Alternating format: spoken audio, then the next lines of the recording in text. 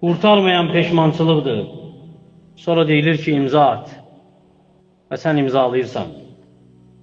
Sonra köksün sıxılır, sinən daralır, deyirsən nədir səbəb? Səbəb qadir olmadığın bir şeyin dəyərini vermirsən. Qəlbini satmısan. Ona görə Allahın qulu, ey mən yaşamaq istəyən, deyən, sadəcə yaşamaq istəyirəm, deyərək gəzən, sual ver qəlbivə. Elə bir sual ki, o sualdan qaça bilməyəsən və heç kəsin qaça bilməyəcəyi bir sual. Soruş, həyatın mənası nədir? Nədir bu həyatın mənası əgər günah adət olubsa? Nədir bu həyatın mənası? Səadət haram yolu ilə gedilirsə, nədir bu həyat? Əgər bilirsən ki, Allah Taala görür səni, sonra israr edirsən, təkrar qayıdırsan etdiyinə, nədir bu həyat? Əgər sevinci Allahın qəzəbində axtarırsan, sonra şikayətlənirsən, köksünün darlığından, sıxıntıdan, bərəkətin getməsindən, gələcəyin qorxusundan.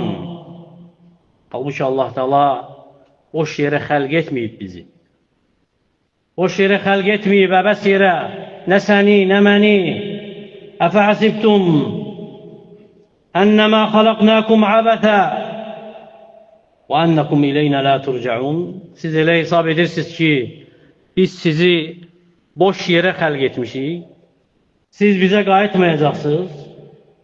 Çəkindirib hədlərini, sərhədlərini pozmaqdan, qadağalarını yüngül saymaqdan, önəmsiz, əhəmiyyətsiz hesab etməkdən, وَمَنْ يَعْصِ اللّٰهَ وَرَسُولَهُ وَيَتَعَدَّ حُدُودَهُ. Kim Allaha, elçisinə asi olarsa, hədlərini aşarsa, يُدْخِلْهُ نَارًا خَالِدًا فِيهَا. Onu əbədi olaraq oda salar. Və Allahın hədləri heç də seçim deyil ki, istədiyini seçəsən veya bir təfsilat, təfərrüat, bir xırdalıq deyil ki, sabaha saxlayasan.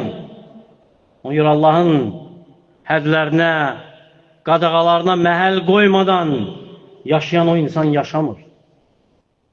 Və yaşayırsa da mənasız həyat sürür. Gülsə də, bəzənsə də, xoş görünsə də, sonra dinləyin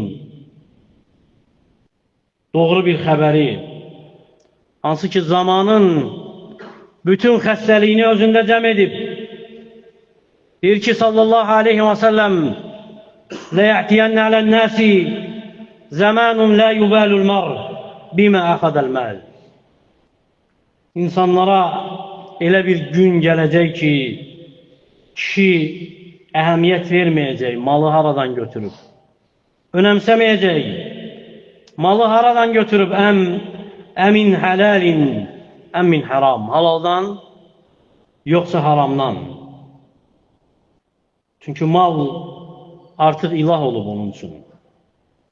Halalı, malın halallığı, haramı haşiyədir. Necə ki, kitabın haşiyələri var, heç kim önəm vermir, oxumur.